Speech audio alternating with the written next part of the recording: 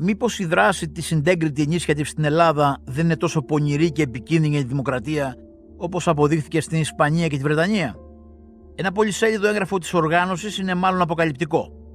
Όταν η οργάνωση αρχίζει να στείνει το δίκτυο στην Αθήνα, κάνει επαφές και παίρνει πληροφορίες για πρόσωπα που θέλει να εντάξει.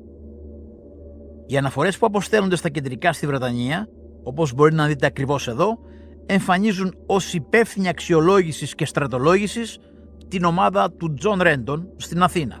Είναι το σκοτεινό πρόσωπο στην υπόθεση. Ποιος είναι ο Ρέντον? Αυτός που έχει ονομαστεί ως εργολάβος της CIA.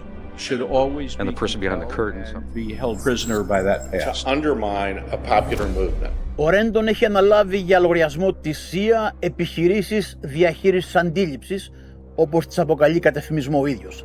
Στην πραγματικότητα, μέσα από καλυμμένες επιχειρήσεις έχει παίξει ρόλο στη διαμόρφωση της κοινής γνώμης, προκειμένου να γίνει αποδεκτή η αμερικανική πολιτική σε όλο τον κόσμο και κυρίως αυτή των στρατιωτικών επεμβάσεων.